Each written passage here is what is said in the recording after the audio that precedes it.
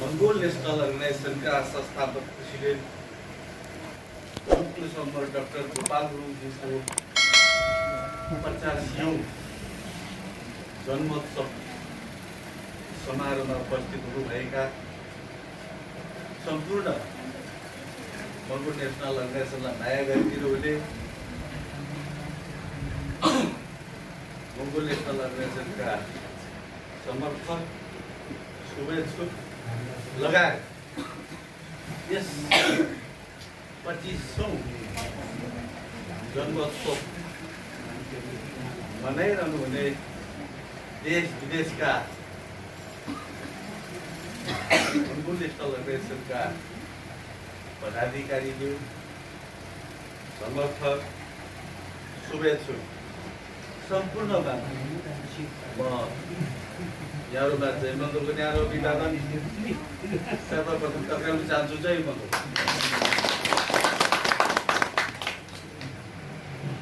यो कुरो सम्म डाक्टर गोपाल गुरुङज्यूले लिखित रूपमा हालेर जानुभएको छ र बारम्बार भन्ने गर्नुहुन्थ्यो, हामी नेपालका ऐनौँ निवासी मङ्गलहरू पढन्ते मूर्ख बन्नु हुँदैन, पढन्ते देशीय बन्नु हुँदैन, हामी बुद्धिजीवी बन्नुपर्छ, राजनीतिक रूपले चेतनशील बन्नुपर्छ, आफू को हो, के हो, आफ्नो अस्तित्व के हो, साझा शत्रु को हो, को हुन् चिन्नु सक्नुपर्दछ भनेर उहाँले बारम्बार घचघचाइरहनुहुन्थ्यो। पढन्ते मूर्ख भनेको चाहिँ जतिसुकै पढे लेखेका भए तापनि, पिएचडी डक्टरेट जतिसुकै पढे लेखेका भए तापनि यदि ऊ पढन्ते मूर्ख छन् भने, पढन्ते मूर्ख भनेको चाहिँ पढेको छ तर आफूले आफूलाई चिनेको छैन, आफ्नो समाजलाई चिनेको छैन भने, आफ्नो अस्तित्वलाई बुझेको छैन भने, आफ्नो इतिहास के हो केही थाहा छैन भने, शत्रु को हुन् उसलाई पनि चिनेको छैनन् भने त्यस्तो मान्छेलाई चाहिँ पढन्ते मूर्ख भनिन्छ। र पढन्ते बेस्या भनेको चाहिँ धेरै पढे लेखेको छ, पिएचडी डक्टरेट गरेका छन् तर आफ्नो अस्तित्वलाई पैसामा लोभ लालचमा चाहिँ बिक्री गरिदिन्छन् भने, बेचिदिन्छन् भने, आफ्नो अस्तित्वलाई, आफ्नो समाजलाई, आफ्नो इतिहासलाई पनि दाउमा राखेर लोभ लालचमा फसेर बिक्री गर्न तयार हुन्छन् भने, बेचिदिन्छन् भने त्यस्तो मान्छेलाई चाहिँ पढन्ते बेस्या भनिन्छ। यस कारणले यो कुरो सम्म डाक्टर गोपाल गुरुङज्यूले हामीलाई बुद्धिजीवी बन्नुपर्छ, राजनीतिक रूपले चेतनशील बन्नुपर्छ, हुनुपर्छ, आफूको के हो, अस्तित्व के हो, इतिहास के हो, हाम्रा साझा शत्रु को हुन् चिन्नु सक्नुपर्छ भनेर चाहिँ हामीलाई मङ्गोल राष्ट्रवादको दर्शन लिखित रूपमा उहाँले हामीलाई छाडेर जानुभएको छ, दिएर जानुभएको छ। त्यसकारण हामीले चाहिँ त्यसैले अब पालना गरेर जानुपर्ने हुन्छ। र यसै अवसरमा 50औं जन्मोत्सवको अवसरमा सम्पूर्ण देश विदेशमा रहनुहुने मंगोल नेशनल अर्गनाइजेसनलाई असाध्यै माया गर्नुहुने मंगोल नेशनल अर्गनाइजेसनका कार्यकर्ता, नेता, समर्थक, शुभेच्छुकहरूलाई यही अवसरमा म के भन्न चाहन्छु भने हामी बुद्धिजीवी बन्नुपर्छ। हामी के बन्नुपर्छ भन्दा म आज के आशीर्वाद दिन चाहन्छु, के शुभकामना दिन चाहन्छु भन्दाखेरि हाम्रा सम्पूर्ण मंगोल नेशनल अर्गनाइजेसनलाई माया गर्नुहुने समर्थक, शुभेच्छुक, कार्यकर्ता, नेता जीवहरूलाई तपाईहरू बुद्धिमानी बन्नुहोस्।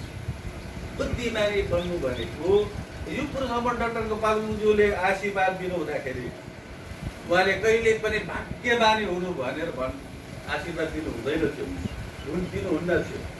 यसमा त्यही कुरालाई म सेयर गर्दैछु आज उहाँको 25औं जन्मोत्सवको अवसरमा। हामी भाग्यमानी हुनुहोस् भनेर चाहिँ म आशीर्वाद अथवा शुभकामना दिन चाहन्न। किन भाग्यमानी हुनु भनेको चाहिँ भाग्यमा विश्वास गरिरहनु।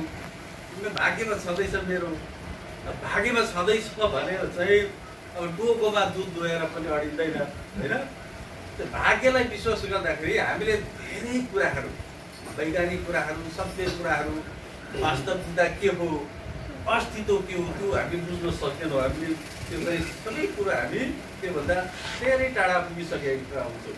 त्यो बुद्धिमानी हुनु भनेको चाहिँ विज्ञानलाई मान्नु, तर्क बहसलाई विश्वास गर्नु होइन, तर्कमा विश्वास गर्नु, बुद्धिमानी हुनु, सत्य कुरालाई मान्नु, ठिक हो या बेठिक हो त्यसलाई चाहिँ बहस गरेर, छलफल गरेर त्यो कुरालाई चाहिँ मान्यता दिनु। बुद्धलाई के भनिन्छ भने ज्ञानी महापुरुष, बुद्धिमानी महापुरुष भनेर बुद्धलाई भनिन्छ। बुद्धिमानी हुनु है, बुद्धिमानी भएस है भनेर हामीले आशीर्वाद दियौँ भने, शुभकामना दियौँ भने बुद्धलाई, विज्ञानलाई मान्नु है भनेर चाहिँ भनिएको।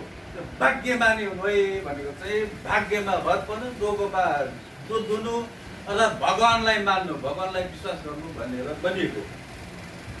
यसकारण आज म सम्पूर्ण मङ्गोल नेसनल अर्गनाइजेसनका कार्यकर्ता सम्पर्कता शुभेच्छु तपाईँलाई दोहोऱ्याएर फेरि बुद्धिमानी हुनुहोस् तपाईँहरू भनेर शुभकामना दिन चाहन्छु, आशीर्वाद दिन चाहन्छु।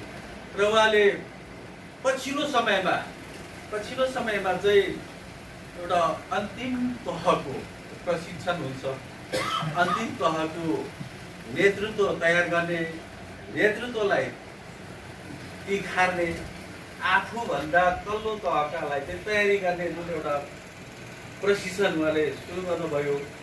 र त्यसमा उहाँले हामीलाई भन्नुहुन्थ्यो बारम्बार, पत्रिका किनेर ल्याऊ भाइ भन्नुहुन्थ्यो, आज टेलिभिजनबाट के नयाँ न्युज आयो भाइ सुनाऊ भन्नुहुन्थ्यो। हामीले चाहिँ त्यो देशभित्रैका न्युजहरू, हात्तीले मान्छे मारेको होइन, अनि नेताले भ्रष्टाचार गरेको, कर्मचारीले भ्रष्टाचार गरेको, सिमानामा झगडा परेको, यस्तो कुराहरू सुनाउँथ्यो हामी उहाँलाई। त्यो उहाँले के भन्नु भन्थ्यो, यो त भारे उरे समाचारहरू भाइ, विश्वको समाचारहरू सुनाउ न भाइ, विश्वको समाचारहरू के हुँदैछ, विश्वमा के हुँदैछ त्यो चाहिँ सुनाउनु भाइ भन्नुहुन्थ्यो। हामी विश्वमा विश्व समाचारहरू उहाँलाई सुनाउँथ्यौँ।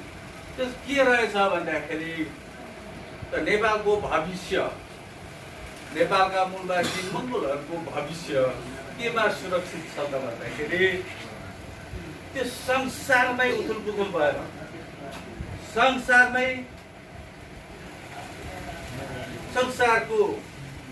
संसार कसले चलाइरहेछ अहिले संसार कसको मुठीमा छ, त्यो नै परिवर्तन हुनुपर्ने रहेछ।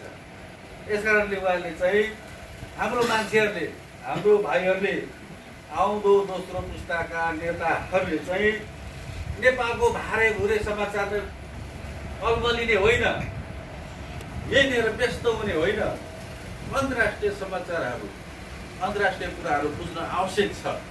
किनकि नेपालको भविष्य, नेपालका मूलवासी मङ्गोलहरूको भविष्य भनेको नै अन्तर्राष्ट्रिय जगतमा उथुलपुथुल नभइकन, अन्तर्राष्ट्रिय जगतमा राजनीतिक शक्ति परिवर्तन नभइकन नेपालका मूलवासी मङ्गोलहरूको र नेपालको भविष्य सुरक्षित छैन, असुरक्षित छ भन्ने कुरो रहेछ। त्यही कारण हाम्रो बानी पर्यो, हामीले अन्तर्राष्ट्रिय समाचारहरू सुन्ने बानी पर्यो। र अहिले चाहिँ नेपालका जति पनि भारी भुरे समाचारहरू, आज कहाँनिर पिट्यो अरे, कसले बलात्कार गर्यो अरे, त्यस्तो समाचारहरू आउँछ। त्यो त भारी भुरे, त्यो त भइराख्ने हो, दैनिक रूपले घटिराख्ने, समाजमा घटिरहने घटनाहरू हुन्। तर हामीले नेपालको मूलवासी मङ्गोलहरूको भविष्य केमा छ, सुरक्षित केमा छ, त्यो देख्नको लागि हामीले धेरै टाढा हेर्नुपर्ने रहेछ। र र अहिले अलिकति म धेरै टाढा कुराहरू गर्छु होइन, किनभने अनि साथीहरूले घरभित्र कुराहरू गरिहाल्नु भयो, सङ्गठनभित्र कुराहरू गरिसक्नुभयो, र जब म अलिक बाहिर कुराहरू गर्छु। र अहिले इन्डिया छिमेकी मुलुक हो हाम्रो, इन्डियाको छिमेकी मुलुकहरू नेपाल पनि इन्डियासँग सन्तुष्ट छैन, असन्तुष्ट छ होइन। बङ्गलादेश पनि खुसी छैन, पाकिस्तान त पहिलेदेखि खुसी नै छैन, अहिले भुटान पनि खुसी छैन, मालदिप्स पनि खुसी छैन, तर चाइना पनि खुसी छैन। किन त भन्दाखेरि त्यो कुराहरू चाहिँ गाँठी कुरो रहेछ, त्यो कुरा हामीले बुझ्नै पर्ने रहेछ। किन अहिले नेपाल र इन्डिया किन एक खालको दुश्मनी जस्तो भइरहेको छ? हिजो त रोटी बेटीको कुराहरू आउँथ्यो, रोटी बेटीको सम्बन्ध छ, तर अहिले किन यति साह्रो किताकाट, किन यति साह्रो चाहिँ दुश्मनी भन्ने कुराहरू आउँछ। त यसमा चाहिँ के स्पष्ट गराउन चाहन्छु भन्दाखेरि नेपाललाई, हाम्रो देश नेपाललाई इन्डियाले इन्डियाको हिन्दूवादी सङ्गठनहरू, विश्व हिन्दू महासङ्घ भयो, आरएसएस हिन्दूवादी सङ्गठन आरएसएसले उनीहरू किताबमा अहिलेको कुरो होइन, अहिले 25 वर्ष अगाडि कुरो हो त्यो। र यो कुरो चाहिँ डाक्टर गोपाल गुरुङजीले चाहिँ यही किताबमा अस्तित्व खोज मङ्गोलको र एमएनमा डक्टरेट भन्ने किताबमा चाहिँ त्यो कुरा लेखेर जानुभएको छ। त नेपाललाई चाहिँ कहिले भन्दा 25 वर्ष अगाडि नै गाभिसकेको रहेछ। त्यो आरएसएसले, विश्व हिन्दू परिषदले चाहिँ नेपाललाई चाहिँ महाभारत बनाउने, भारत छ अहिले, त्यो भारतलाई चाहिँ उनीहरूले महाभारत बनाइरहेको छ। उनीहरूको एउटा सपना छ, पुरानो सपना छ। त्यो पुरानो सपना अनुरूप चाहिँ नेपाललाई चाहिँ 25 वर्ष अगाडि नै गाभिसकेको छ। र तपाईँहरूले चाहिँ हेर्नु सक्नुहुन्छ, यो मैले त्यसै जथाभावी बोलेको होइन, अस्तित्वको मङ्गोलको र एमएनमा पिएचडी भन्ने पुस्तकको चाहिँ तपाईँहरूले यो 27 नम्बर पेजमा छ, 27 पेजमा छ, त्यो तपाईँहरूले देख्न सक्नुहुन्छ। त्यसमा के लेखिएको छ भन्दाखेरि यसपटक भारतीय हिन्दू आरएसएस र विश्व हिन्दू परिषदले एउटा घटलाग्दो पुस्तक वितरण गरेको छ। त्यसमा भएको मानचित्र नक्सामा नेपाल भारतमा गाभिएको छ। हाम्रो नेपाल त त्यतिखेर उनीहरूले गाभिसकेको छ होइन। नेपाल मात्रै होइन, बङ्गलादेश पनि गाभिएको छ, त्यो पुस्तकमा गाभिएको छ। र पाकिस्तान पनि गाभिएको छ। पाकिस्तानको के छ भन्दाखेरि पाकिस्तानको एउटा कटाक्ष भन्ने झिल छ, त्यो चाहिँ हिन्दूहरूको भगवानको आँसु खसेको ठाउँ हो भन्छ। तर हाम्रो भगवान त्यहाँसम्म बसेको, हाम्रो भगवानको आँसु त्यहाँ झरेको छ, त्यो इलाका पनि हाम्रै हुनुपर्छ भनेर त्यो पनि सिमानाभित्र गाभिदिएको छ। र अहिले चाइनाले ओगटेको छ, चाइनाले यो तिब्बतलाई ओगटेको छ, तिब्बतको अधीनमा छ होइन, चाइनाको अधीनमा छ तिब्बत। तर तिब्बतको पनि त्यो कैलाश पर्वत मानसरोवर, त्यो हाम्रो भगवान त्यहाँ बस्थे, हाम्रो भगवान त्यहाँ गएर नुहाउँथे। त्यसकारण त्यो इलाका पनि हाम्रो भारत महाभारतमा गाभिनुपर्छ भनेर चाहिँ हिन्दूवादी सङ्गठनहरू, भारतका हिन्दुत्ववादीहरूले चाहिँ त्यसरी गाभेको छ, उनीहरूले नक्सा बनाएर गाभेको छ। त्यस कारणले श्रीलङ्का पनि उनीहरूको भगवान रामले जितेको देश अरे त्यो, त्यस कारण त्यो पनि हाम्रो भारतमै हुनुपर्छ भनेर उनीहरूले एउटा नक्सा त्यतिखेर पास गरेको छ, किताबमै निकालेको छ। त्यतिखेर त कसैले बोल्न सक्ने आँट गरेनन्, कसरी त्यो आवाज उठाउने आँट गरेनन्। तर यो पुरुष अमर डाक्टर गोपाल गुरुङज्यूले चाहिँ त्यतिखेरै 20 वर्ष अगाडि लेखिएको किताब हो। 20 वर्ष अगाडि नै उहाँले यो त खस भाषामा मात्रै लेखिएको छ, यो त कहीँ बाहिर गएन भन्ने कुरो भएन। यो त अङ्ग्रेजीमा पनि यो पुस्तक छापिएको छ, प्रकाशित भएको छ। त्यो अङ्ग्रेजीमा यो कुराहरू राष्ट्र अन्तर्राष्ट्रमा गइसकेको छ। यस कारणले भारतका मूलवासीहरू, त्यहाँका भारतका हिन्दू मूलवासीहरू, त्यहाँ क्रिस्चियन, मुसलमान, सिख, जैन, त्यहाँका पिछडा वर्गहरू दलित भन्नेहरू चाहिँ आँट गर्न सक्ने भइसकेका थिएनन्, त्यो हैसियतमा पुगिसकेको थिएन। तर यसपालि चाहिँ के भइदियो भन्दाखेरि त्यो चाहिँ किन त्यसरी गरिरहेका छन् भन्दाखेरि हिन्दूहरूको रामायण भन्ने एउटा काल्पनिक उनीहरूले चाहिँ एउटा ग्रन्थ तयार गरेको छ रामायण। त्यो रामायणमा जति पनि कुराहरू उल्लेख गरिएको छ, वर्णन गरिएको छ, ठाउँहरूको, देशको, त्यो इलाकाको वर्णन गरिएको छ। त्यो रामायणमा वर्णन गरिएको, रामायण त्यो कथामा वर्णन गरिएको जति पनि ठाउँहरू छ त्यो हिन्दूको कायम हुनुपर्छ, हिन्दूहरूकै पकडमा हुनुपर्छ, हिन्दूहरूले नै शासन गर्नुपर्छ भनेर चाहिँ उनीहरू त्यो अभियानमा हिँडिरहेछ। उनीहरूको त्यो चाहिँ पुरानो सपना छ। तर अहिले बङ्गलादेश पनि चिनिनुको कारण त्यो किन बङ्गलादेशलाई पनि गाभेको छ, श्रीलङ्कालाई पनि गाभेको छ, मालदिभ्सलाई पनि गाभेको छ, पाकिस्तानलाई पनि गाभेको छ, तर चाइनाको तिब्बतलाई पनि गाभेको छ। यस कारणले चाहिँ अहिले भारतका छिमेकी मुलुकहरू चाहिँ भारतदेखि रुष्ट छन्, रिसाएका छन्। र यो त उनीहरू पुरानो सपनाहरू थिए। यो पुरानो सपना चाहिँ कसरी साकार गर्ने त्यसको खोजीमा थियो उनीहरू। त्यसलाई साथ दिनको लागि एउटा ठुलो शक्ति चाहिएको थियो भारतलाई। हाम्रो सपना महाभारत बनाउने सपना, हिन्दुत्व कायम गर्ने सपना, हिन्दुत्व कायम गर्ने सपना, भारतलाई चाहिँ इन्डियालाई चाहिँ महाभारत बनाउने, ग्रेटर इन्डिया बनाउने सपना कसरी पुरा गरिन्छ, कसरी गर्न सकिन्छ, त्यसको खोजीमा थियो। तर उनीहरूले चाहिँ अमेरिका भेटायो, इजरायल भेटायो। र अमेरिकामा पनि कालाहरूको नेता बाराक ओबामाले शासन गरेको हुनाले त्यो बिखेर उसले 10 वर्ष शासन गर्यो, त्यो केही चलेन। बाराक ओबामा एउटा मुसलमान थियो, काला हप्सी थियो, त्यसकारण त्यो कुरा अगाडि बढाउन सकेनन् उनीहरूले। र पछि गोरा आयो, डोनाल्ड ट्रम्प आइसकेपछि के भयो त भन्दाखेरि डोनाल्ड ट्रम्पको पनि एउटा सपना थियो।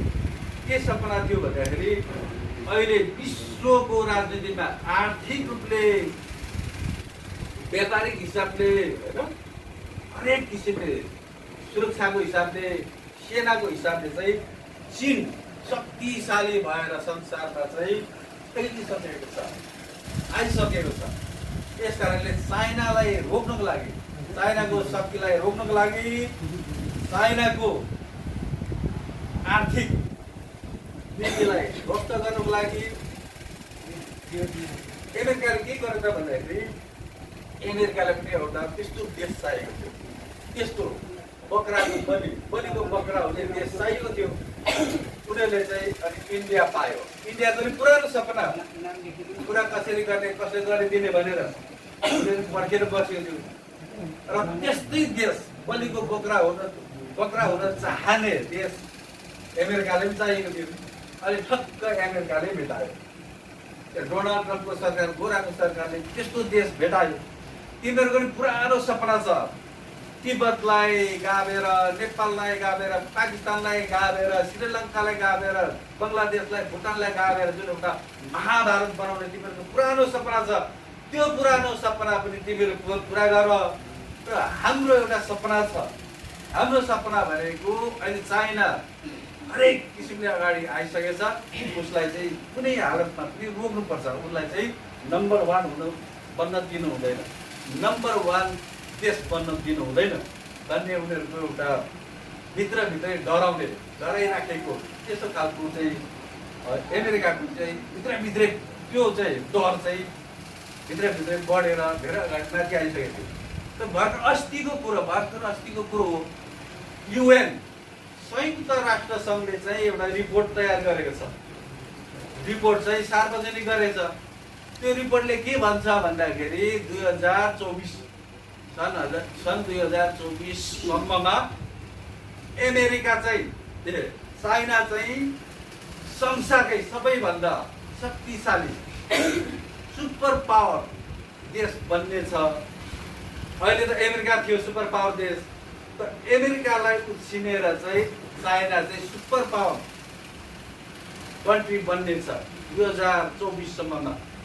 र सेकेन्डमा अमेरिका हुनेछ, र त्यसपछि भारत, त्यसपछि इरान, जापान, रसिया, त्यसपछि मात्रै युरोपियन देशहरू, इङ्ल्यान्ड भयो, फ्रान्स भयो, इटाली, जर्मन, त्यसपछि मात्रै। त एसियाकै 5वटा मुलुकहरू अगाडि आउने। पहिलो चाहिँ भारत भयो, चीन भयो, त्यसपछि अमेरिका, त्यसपछि तुरुन्तै भारत हुने भनेर चाहिँ शक्तिशाली मुलुक हुने, आर्थिक रूपले सम्पन्न हुने भनेर चाहिँ त्यस्तो रिपोर्ट चाहिँ सार्वजनिक गरेको छ। त्यो सार्वजनिक गरिसकेपछि अमेरिकालाई चाहिँ लाजमर्दो भयो, गोराहरूलाई चाहिँ लाजमर्दो भयो। अब हामी चाइनिजको अन्डरमा र मङ्गोलको अन्डरमा बस्नुपर्ने भयो, दोस्रो दर्जाको भएर बस्नुपर्ने भयो भनेर चाहिँ उनीहरूले चाहिँ यो मौकामा यतिखेर हामीले भारतलाई चाहिँ अगाडि सार्नुपर्छ, भारतलाई चाहिँ बलिको बक्रा बनाउनुपर्छ भनेर चाहिँ अगाडि बढिरहेछ।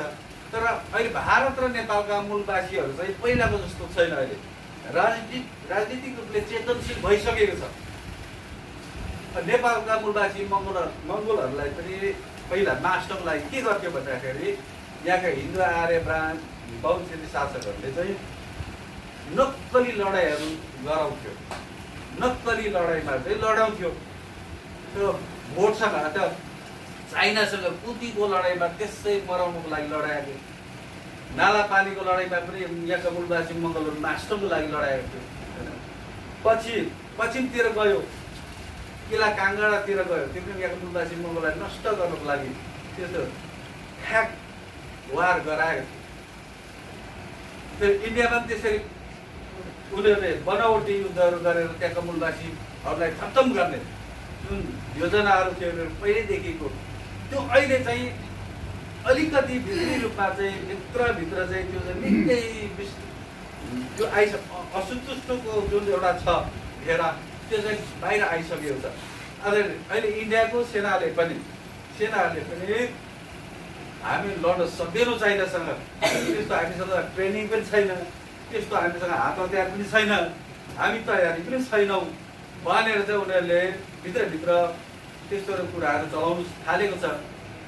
र इन्डियाको सेना भनेको त जल सेनाको प्रमुख बेग्लै हुन्थ्यो, थल सेनाको प्रमुख अर्कै हुन्थ्यो, वायु सेनाको प्रमुख अर्कै हुन्थ्यो। तर ती सबै सेना प्रमुखहरूलाई पनि कन्ट्रोल गर्नुको लागि उनीहरूले विश्व युद्ध परिषदबाट, आरएसएसबाट नेतृत्व गर्ने गरी चाहिँ उनीहरूले अरू नै तयार गरेको छ, अरू 2जना तयार गरेको छ। अजित डोभाल भन्ने एउटा चाहिँ त्यस्तो रको चाहिँ सबैभन्दा प्रमुख बनाइदिएको छ। उसले जे भन्यो त्यही अरू तल तहले मान्नुपर्ने बनाइदिएको छ। यसकारण अहिले इन्डियामा जबरजस्ती हाम्रो मान्छेहरूलाई लडाउनु खोजे पनि, हाम्रो गोर्खा सेनाहरूलाई चाइनाको विरुद्धमा लडाउनु खोजे पनि मन गरेर लड्नेवाला छैन। मन गरेर लड्यो भनेको जित्ने हो त लडाइँ त। त्यो भित्रैबाट चाहिँ हारिसकेको छ भने, मानसिक रूपले नै हारिसकेको छ भने चाहिँ जतिसुकै लडाइँ लडे पनि जित्न सक्दैन। अहिले भारतमा चाहिँ भारत पनि त्यस्तो शक्तिशाली मुलुक, तेस्रो मुलुक, विश्वको तेस्रो मुलुक भएर आउँदै थियो। किन आइरहेको थियो भन्दाखेरि अहिले चीनको जुन एउटा रणनीति छ, उसको रणनीति, सिप्याकको रणनीति छ, BRI को रणनीति छ। त्यो रणनीतिले चाहिँ एसिया सबैभन्दा धनी हुन्छ, एसियाको मुलुकहरू सबै धनी हुन्छन्। विश्वको सबैभन्दा टप 5वटा देश त एसियाकै पर्छ। यसकारण अब विश्व चाहिँ हिजो पहिलो विश्वयुद्धभन्दा अगाडि चाहिँ युरोपले विश्वलाई चाहिँ हातेको थियो। विश्व नै युरोप महादेशको कब्जामा थियो पहिलो विश्वयुद्ध अगाडि। र दोस्रो विश्वयुद्ध यो संसार कसको अधीनमा गयो त भन्दाखेरि अमेरिकाको अधीनमा गयो। अब यो तेस्रो विश्वयुद्ध हुँदैछ, यो तेस्रो विश्वयुद्धले चाहिँ कसको हातमा चाहिँ यो विश्व पुर्याउँदैछ भन्दाखेरि एसियाकै हातमा चाहिँ अब विश्व चाहिँ कब्जामा पर्दैछ। त्यो कुरो चाहिँ संयुक्त राष्ट्र सङ्घले अस्ति भर्खरले चाहिँ रिपोर्ट तयार गरेर सार्वजनिक गरेको छ। यो कारणले एसियाले लिड गर्छ अब संसारलाई। यो कारणले चाहिँ चाइना चाहिँ सुपर पावर कन्ट्री हुन्छ।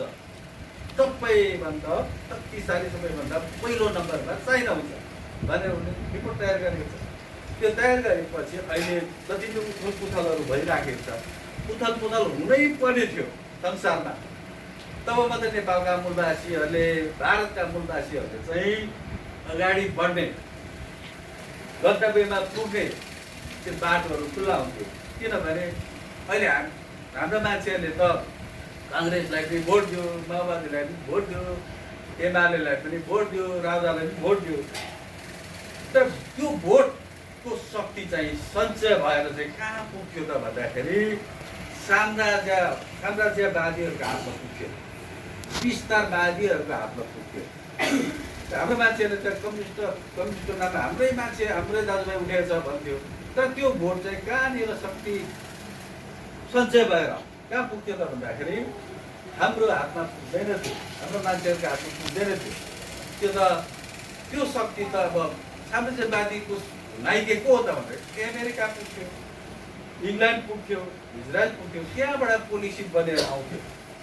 र अहिले चाहिँ जुन एउटा आउनु परेको थियो डाक्टर गोपाल गुरुङजीले, त्यही भएर त हामीलाई चाहिँ अन्तर्राष्ट्रिय समाचारहरू पढ, अन्तर्राष्ट्रिय समाचारहरू सुनाऊ भन्नुहुन्थ्यो।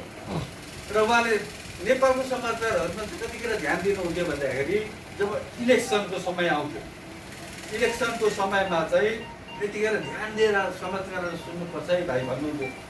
किनकि उनीहरूले नयाँ नियमहरू, नयाँ कानुनहरू चाहिँ ल्याउँथ्यो, त्यो थाहा हुनुपर्छ, नभए उनीहरूले चाहिँ हामीलाई बोलाउँछ, पछि पार्छ भनेर चाहिँ त्यतिखेर चाहिँ विशेष गरी समाचारमा चाहिँ ध्यान दिएर सुन्नुपर्छ भन्नुहुन्थ्यो।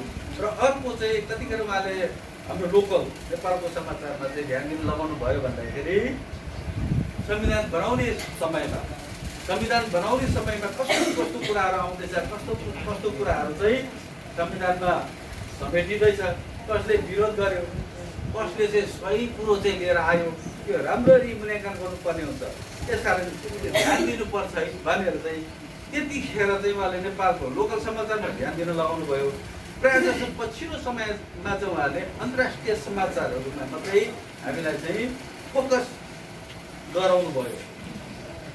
र अहिले चाहिँ यस कारणले चाहिँ अब हाम्रो मङ्गोलियन अर्गनाइजेसनको यहाँका मूलवासी मङ्गोलहरूको चाहिँ हिजो हामीले जतिसुकै सङ्घर्ष गरे पनि, जतिसुकै दुःख कष्ट गरे पनि, जतिसुकै त्याग र तपस्या गरे पनि, किनभने धेरै वर्ष लाग्थ्यो, 100 वर्ष जति लाग्थ्यो अझै हामीले सङ्घर्ष गर्नको लागि। तर अहिले के भयो त भन्दाखेरि हामीले लड्नुपर्ने लडाइँ, हामीले बलिदानी हुनुपर्ने लडाइँ, हामीले त्याग गर्नुपर्ने लडाइँ चाहिँ अहिले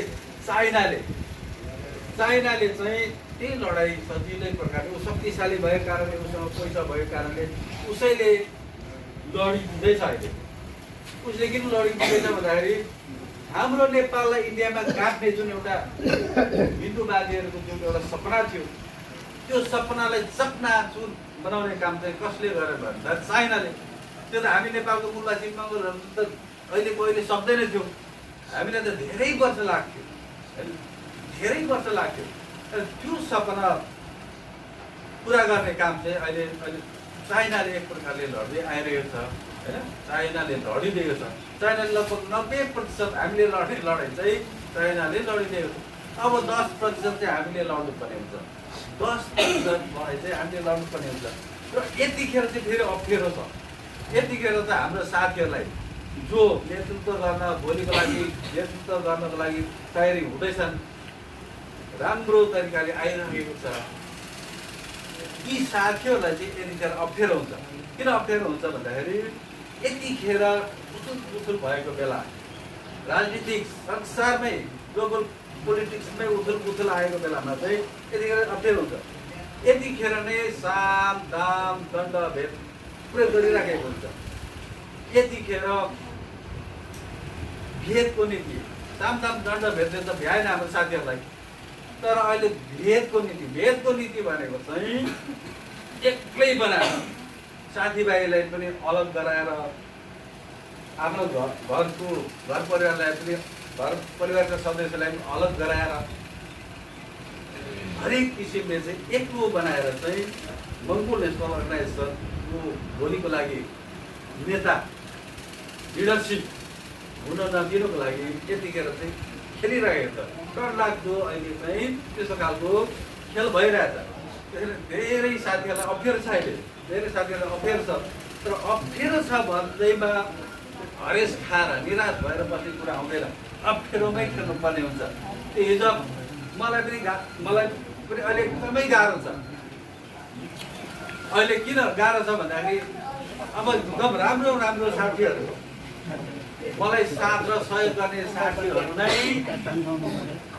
साथ दिन नसक्ने गरी अलमलै राख्यो भने उनीहरूलाई अप्ठ्यारो परिस्थितिमा पारिराख्यो भने चाहिँ बुद्धलाल मेचेलाई पनि साथ र सहयोग पुग्दैन। त्यतिखेर उसको पनि केही लाग्दैन, उसले पनि केही गर्न सक्दैन। तर डाक्टर गोपाल गुरुङजीको सपनालाई साकार पार्न उसले पनि सक्ने छैनन्, उसलाई सक्न दिनु हुँदैन भन्ने किसिमले खालको अहिले डरलाग्दो षड्यन्त्रहरू भइरहेछ। र त्यो षड्यन्त्रको शिकार हाम्रा धेरै अगाडि बढिसकेका राम्रा नेताज्यूहरूलाई त्यो शिकार उहाँहरू भइरहेको भएको छ। र यसबाट उहाँहरू चाहिँ अगाडि बढ्न सक्नुपर्ने हुन्छ। उहाँहरू हिम्मत गर्नुपर्छ। हिजो त मलाई त यो तहमा आउनुको लागि, अहिले जुन स्टेटमा छु म त्यो तहमा आउनुको लागि चाहिँ मलाई पनि गाह्रो परेको थियो। किन गाह्रो परेको थियो भन्दाखेरि हलामको चिउरा चबाएको जस्तो नै भयो, रगतमा आँसु नै बगाउनु पर्यो। त्यस्तो डरलाग्दो परीक्षणहरू भयो।